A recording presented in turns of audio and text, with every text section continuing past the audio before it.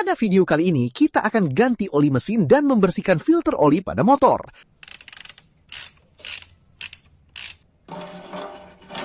Ternyata gampang banget ganti oli mesin motor kita sendiri. Bahkan kita bisa mengerjakannya lebih baik daripada di bengkel. Karena kita bisa lebih fokus pada satu motor dan gak perlu antri lama-lama.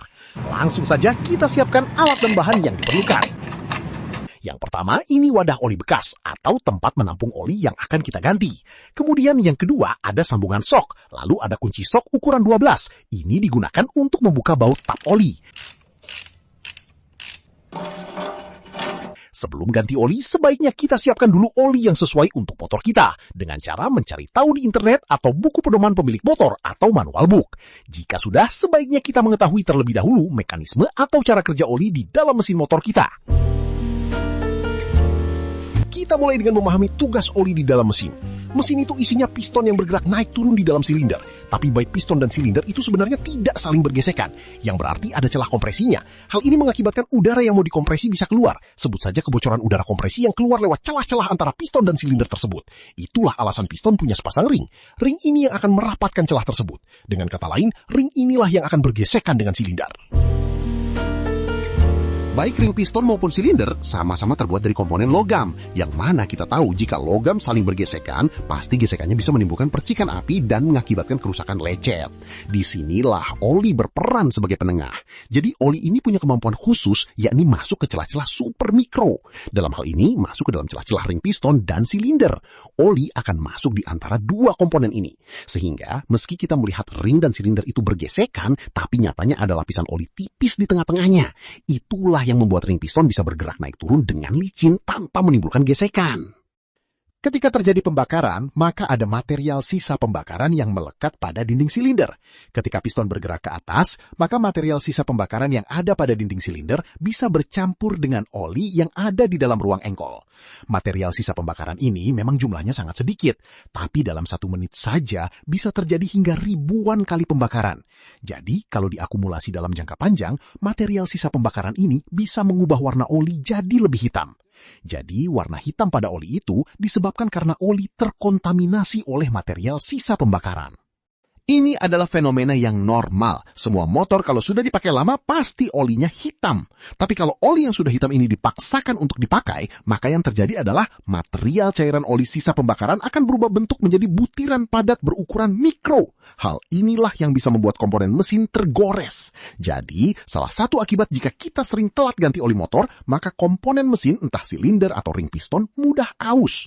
Itu disebabkan karena ada material padat yang ikut dalam lapisan oli. Jika material ini bergesekan dengan logam, pasti gesekannya bisa mengeluarkan percikan api dan mengakibatkan kerusakan goresan, bahkan bisa sampai menyebabkan kerusakan fatal. Itulah alasan utama mengapa kita harus ganti oli secara rutin sesuai interval yang disarankan mekanik bengkel atau dealer. Kalau bisa, jangan sampai warnanya menghitam ya, agar silinder dan piston atau ringnya tidak rusak. Jika sampai terjadi kerusakan pada mesin di bagian silinder atau piston atau ringnya, maka kita akan mengalami kerugian yang lebih besar. Sebelum itu terjadi, tidak ada salahnya subscribe sekarang, agar channel ini bisa lebih semangat sharing tentang pengetahuan mekanika. Kalau kalian, tim yang mana? Ganti oli secara rutin atau tidak pernah ganti oli? Tulis di kolom komentar. Oke, untuk melengkapi awal video, langsung saja kali ini kita akan ganti oli motor sendiri di rumah, tanpa harus pergi ke bengkel atau bayar mekanik. Untuk alat dan bahan yang kita gunakan, yang pertama ini wadah oli bekas atau tempat menampung oli yang akan kita ganti. Kemudian, yang kedua ada sambungan sok, lalu ada kunci sok ukuran 12. Ini digunakan untuk membuka baut tap oli. Kemudian ada ratchet, lalu ada sambungan sok panjang, kemudian ada kunci sok ukuran 17. Ini digunakan untuk membuka baut filter oli. Selanjutnya ada corong yang sudah kita gabungkan dengan selang, dan yang pasti ada oli mesin baru penggantinya ya. Terus kita perlu solasi dan ada tang, boleh juga siapkan tisu atau kain lap ya, untuk membersihkan sisa-sisa oli yang menetes, seperti itu. Oke, langkah pertama, membuka baut tap oli.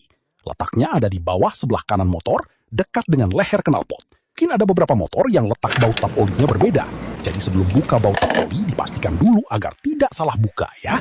Nah, langsung saja kita pasang ratchet dengan kunci sok ukuran 12. Jika tidak punya kunci sok, bisa menggunakan kunci ring ukuran 12. Tapi tidak kita sarankan dengan kunci pas, karena akan merusak baut tap oli. Kemudian, pasang kunci soknya. Pastikan kunci sok pada posisi yang lurus masuk, jangan miring. Lalu kendurkan baut berlawanan arah jarum jam seperti ini. Kemudian, siapkan wadah penampungan oli bekas. Di sini kita pakai kemasan oli bekas yang sudah kita lubangi seperti ini. Kalau sudah kendur, lanjutkan buka baut dengan tangan, kemudian oli akan keluar. Sambil menunggu oli keluar, kita lanjutkan untuk membuka baut filter oli. Untuk letaknya ada di samping kiri motor. Lanjut, kita pasang ratchet dengan sambungan panjang, lalu pasang kunci soknya ukuran 17. Ini kita menggunakan sambungan panjang agar pergerakan kunci sok tidak tersangkut di komponen lain yang menghalangi. Untuk membuka baut filter oli menggunakan kunci ring, ini sangat sulit. Maka dari itu, jika tidak punya kunci sok, kita bisa menggunakan kunci T ukuran 17. Lanjut, kita kendurkan berlawanan arah jarum jam. Lalu kita tahan baut filter olinya agar tidak jatuh. Hati-hati ya, ada oli yang menetes seperti ini. Silakan langsung saja dilap. Ini dia filter olinya sangat kotor sekali. Ini kita bersihkan dulu, kita bisa menggunakan tisu atau lap untuk membersihkannya. Lepas dulu saringannya, kemudian lepas pegas atau pernya, kemudian kita bersihkan. Setelah bersih, kita rakit kembali. Kita jangan sampai salah atau terbalik ketika merakit.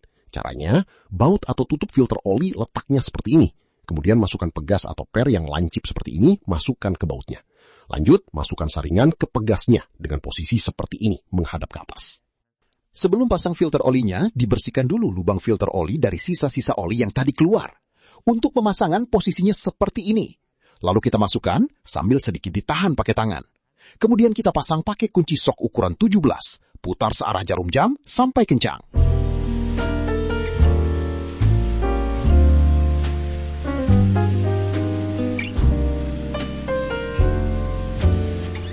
Selanjutnya, setelah kita pasang filter olinya, kita akan membersihkan baut tap oli ukuran 12 tadi. Kita cek juga gasket atau ringnya ini, apakah sudah aus atau retak. Jika sudah aus atau retak, maka wajib ganti. Kalau tidak diganti, oli bisa rembes melalui baut tap oli, yang berarti mengakibatkan kebocoran oli.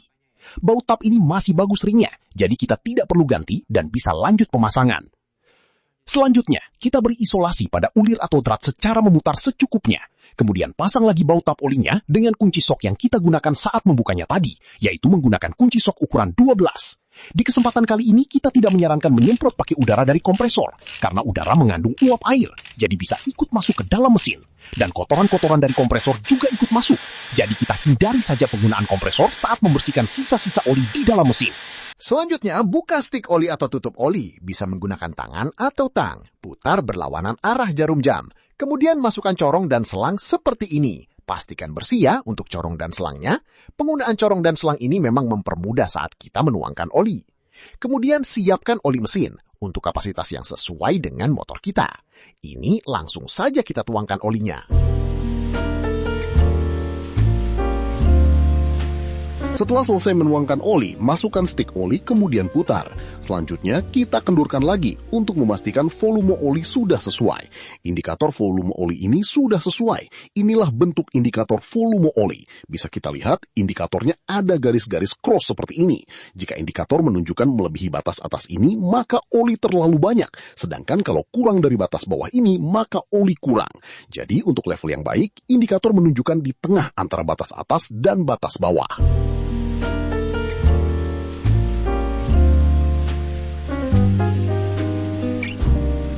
Lanjut, kita bisa pasang stik olinya, lalu kita hidupkan mesin.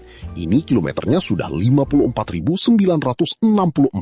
Nanti penggantian oli pada kilometer 56.964. Jadi 2.000 kilometer sekali atau antara 2 bulan ya. Mana yang lebih cepat antara 2.000 kilometer atau 2 bulan. Tapi setiap merek motor berbeda-beda. Jadi kita rekomendasikan untuk mencari tahu di internet atau buku pedoman pemilik motor atau manual book motor kita batas penggantian olinya. Jika kalian merasa konten ini bermanfaat, sebaiknya subscribe, like, share, and komen agar kita lebih semangat sharing pengetahuan mekanika. Sampai jumpa di konten kita selanjutnya. Salam satu bir.